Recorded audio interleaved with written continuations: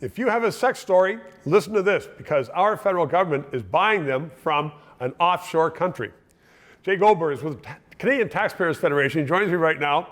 And I just picked up that because it's salacious, but explain that to me. We're paying for something offshore? Yeah, so we give out awards every year for the worst examples of government waste. Yeah, and the this Teddy year, Awards. the Teddy Awards, and one of the recipients this year was the federal government through the Mission Cultural Fund, which was paying seniors from countries around the world to tell their sex stories on camera.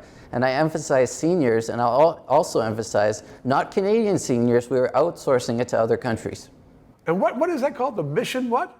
The Mission Cultural Fund. What has that got to do with mission and sex? Well, it's just money that the Ministry of Global Affairs was giving out to supposedly promote Canadian culture. I'm happy to report that the fund has since been canceled. Okay, so give me some of the other Teddy Awards. What are the big ones? Well, we had a local one in Prince Edward Island. We had a counselor there named Alana Yankov who moved her driveway. She moved her driveway so that there was a utility pole literally in the middle of the driveway. And she managed to get taxpayers to pay to have it removed. She snuck it in to a little contract that the city had with Bell to move other utility poles on the other side of town, and she got away with it, and now she's deputy mayor of Charlottetown. We reward things about that. Ingenuity. Another one. Give me another big one. Well, we gave Lifetime Achievement Award to the CRA, largely because of CERB, giving it to people who have died. We've given it to children. We've given it to people in prison. And so the Lifetime Achievement Award we like to give out for an institution that has, for years after years, come up on our top list. So the CRA, let's just talk about that, because I read a story the other day. They are really going after people who mistakenly received $1,000 or whatever it was during the pandemic. And yet, for instance, Bell Canada, which I'm told, reportedly, and it hasn't been denied, got $120 million to pay its staff, and they gave it instead to shareholders. The government's not going after them for the $120 million. They paid themselves. No, the CRA is completely incompetent.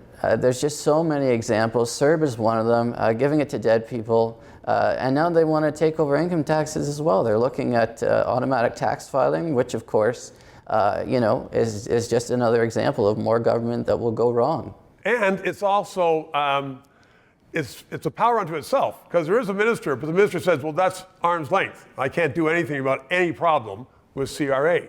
Yeah, they're saying it's arm's length, but this CRA is one of the worst offenders in terms of waste in recent memory in Canada, and so we gave them a Lifetime Achievement Award. Well, good. Now, Jay, but you know politics as well as the economics.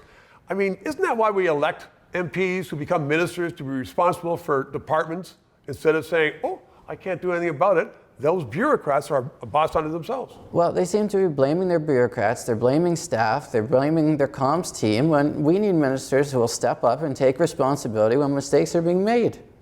Let's talk about accountability. Jay, thanks very much. 3 minutes, I'm late. This country needs bold and fearless discussion of the issues that are confronting it.